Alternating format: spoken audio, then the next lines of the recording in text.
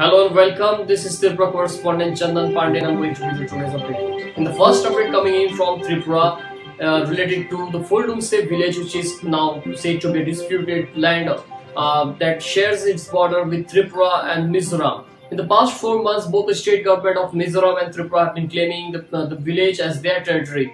In the latest development, the government of Mizoram, Home Secretary from Mizoram, has written a letter to his counterpart BK Shahu here in Tripura, asking him to immediately withdraw the TSR, that is Tripura State Rifles Jawans deployed in the village.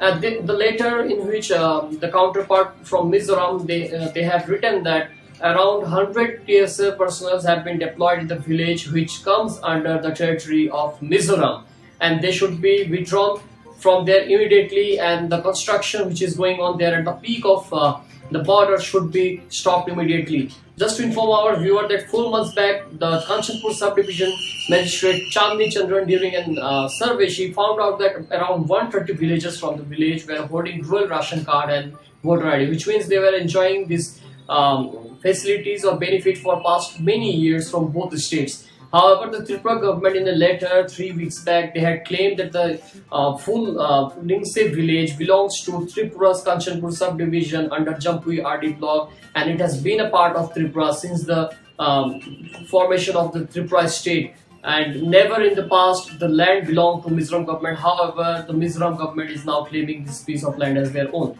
So, in this second update coming in from Tripura, it's regarding the TTADC elections. Our documentary is out on our website at www.eastmojo.com. You can find the documentary on our documentary section. The TTADC election is coming in, so all the political parties, the ruling BJP, IPFT, and opposition CPIM and Congress are pulling the socks to fight the TTADC elections.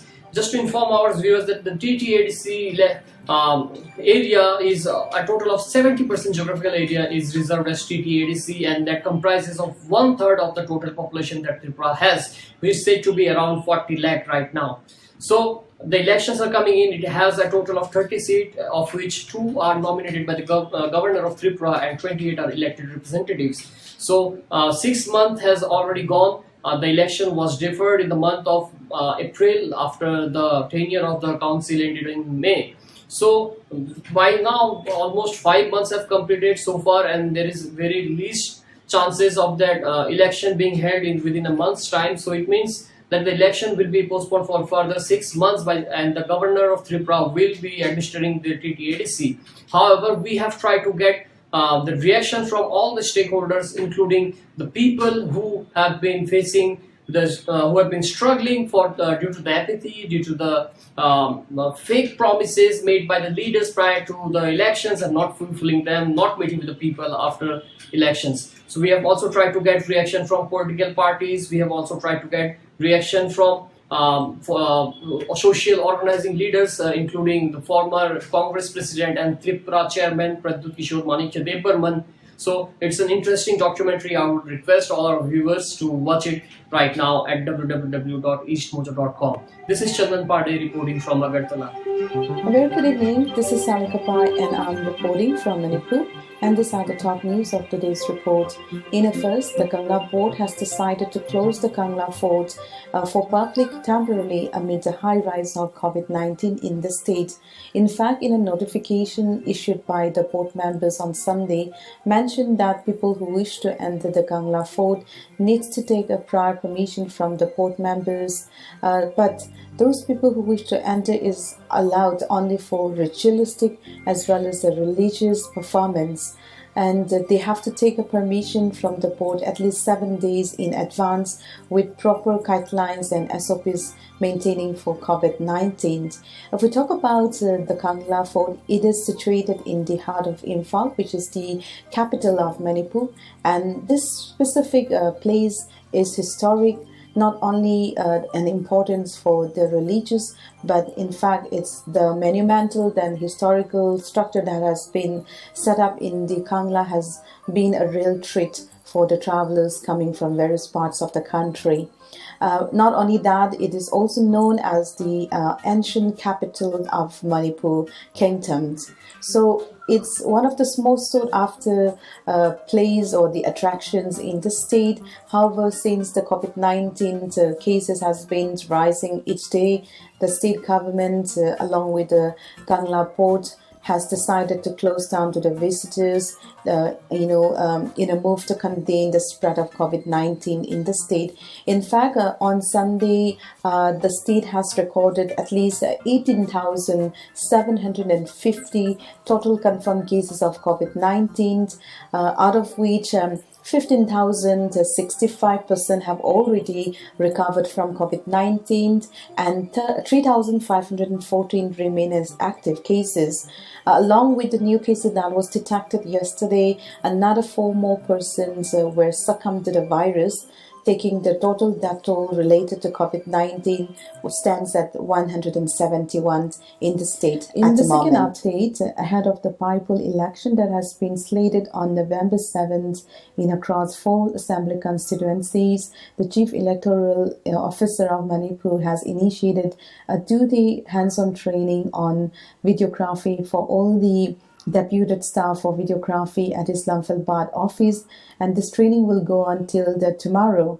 So as per the report, all the staff which are deputed for the videography were trained on various ways and measures and usage of the equipments during the polls. And moreover, they were given the required equipments like camera, tripods, as well as memory card that will be used on the voting day. One of the main objectives of using a videographic on the election day is for the submission of videography evidence to the election observers. Moreover, it is to conduct a fair and just elections. As per the report, at least 203 deputed staff of videography has been trained on various measures. Apart from the equipment, they have to maintain COVID-19 measures, various guidelines and SOPs that has been issued by the government. So they were being trained from today onwards, which will go until tomorrow. And these 203 staff are trained in a patch of 20 each in each sessions. So as the report, this will go until tomorrow. And moreover, the CEO of Manipur has also assured that the office has already taken up various ways and measures, to ensure voters a COVID-free election for the upcoming Paipul elections. This is Sally Kabai. I'm reporting for Ismojo from Manipur. Hi, I'm Madeline Imbruglia with reports from the state of Nagaland. Well, Nagaland is all set for the by-election poll to 2 assembly constituency seats, the 14 Southern Angami 1 assembly constituency and 60 Pungroki Ferry assembly constituency. 8 candidates in total are in free for the 2 assembly seats, out of which 3 are for the Southern Angami seat and 5 are for the Pungroki Ferry seat. Under the 14 Southern Angami 1 Assembly constituency, Kiko Vikira, NPF candidate, Medoyuka, NDPP candidate, and Sievile Peter Zashamo, independent candidate, will be contesting. Under the 60 Pungroki Ferry Assembly constituency seat, Khase Wanar, INC candidate, Lirimong Sanctum, the BJP candidate, and Kisumu Yimchunger, Shalom Tong Yimchunger, and Yang Seo Sanctum, all of whom are independent candidates, will be contesting for the seat in Pungroki Ferry Assembly constituency. Now today, the Chief Electoral Officer Abhijit Sinha informed that the pollings will begin at 6 a.m. tomorrow and will continue till 4 p.m. The polling parties have been dispatched and there are 77 polling stations across 58 locations in Kifere and 22 polling stations across 20 locations in Kohima district for the Southern Angami Assembly constituency. He informed that under the Southern Angami Assembly constituency, there are 13,588 general voters and 53 service voters. In Kifere, there are 29,500 general voters and 101 service voters. He also informed that out of the total polling stations in Kohima, 50% have been identified as vulnerable and critical polling stations. So far, Kifiri is concerned, 40% have been identified as vulnerable and critical. He also informed that security personnel have been deployed accordingly. Now, under Kohima district for the Southern Angami constituency, webcasting will be held in all the polling stations. So far, Kifiri is concerned, 30% of the polling stations will be under webcasting and the remaining will be under offline videography surveillance.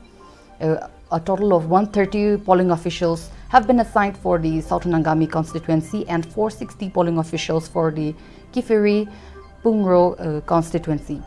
Now, he also informed that after the model code of conduct was enforced following the announcement of the by-election poll to these two assembly constituency seats, the flying squad, the static surveillance team, along with this excise department made seizures.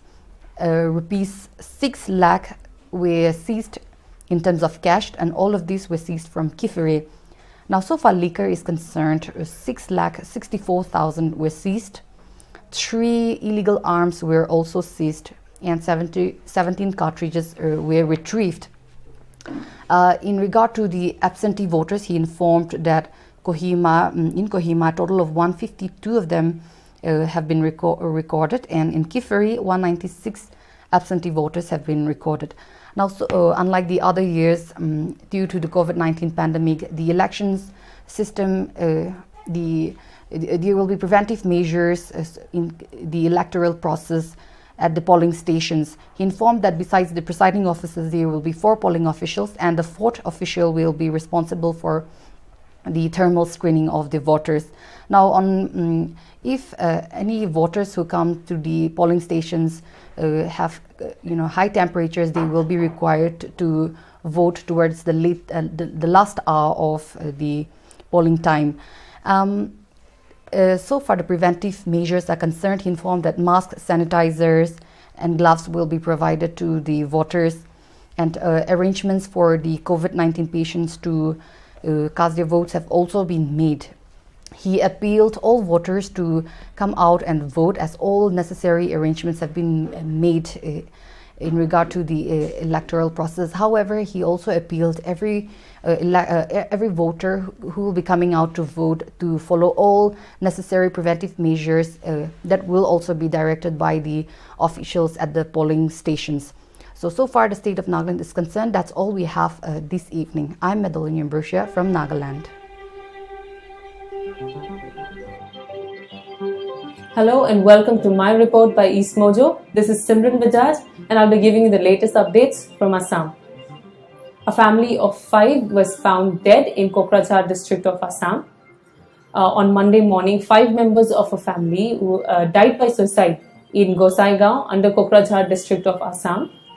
The deceased have been identified as Nirmal Paul, his wife Mollika Paul, and their 3 daughters, Pooja Paul, Neha Paul, and Sneha Paul.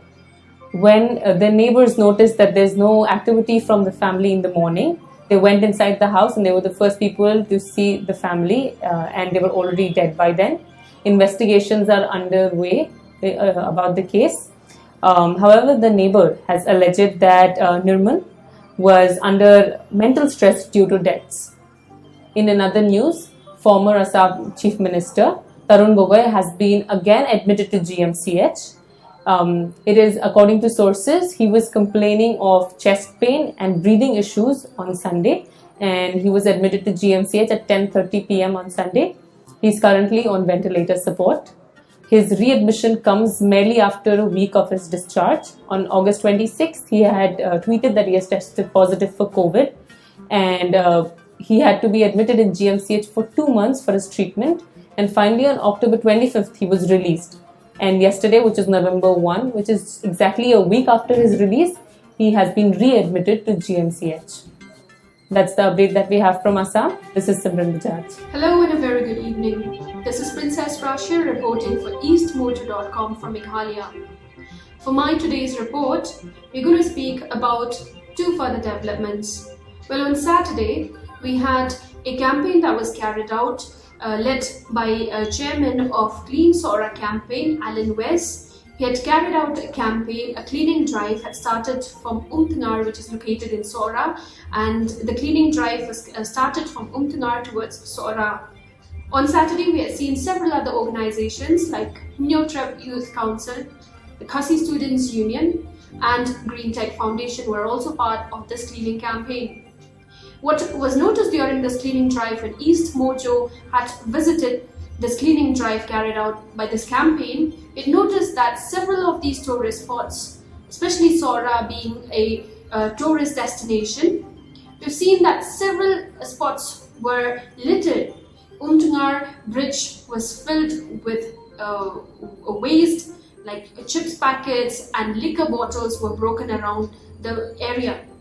And in fact, the people who had joined hands, the group who had come together to carry out this cleaning drive had also spread an awareness that stopped vehicles to pass on pamphlets, which was to educate them, and their main objective was to bring in a behavioral change to inform them what was that polluting and littering the area was actually a crime. And they had also given out pamphlets which had the do's and don'ts. You can always visit eastmojo.com on YouTube and Facebook, on Twitter. We have done a video story, interacted with Alan West, who has given us a detailed information about this objective of this cleaning drive. Now, in another report that we are bringing to you is concerning the jails here in Meghalaya. As you're well aware that there's a congestion in the Meghalaya jails, we've spoken to Inspector General of Prisons, M. Karkram. He has informed that so far there are 986 prisons in the 5 district jails across Meghalaya. Now, in spite of the release that they have made recently also, yet they still have these many prisoners, and they are working to ease the congestion in the prisons. And he's also informed that they are proposing to set up a central jail. Now, with the proposal of setting up a central jail, this will help in easing the congestion. If you want to check out the details of the conversation that we've had with M. Karkram, do check it out on the website. This is all from Meghalaya. This is Princess Rashia reporting for East Mojo.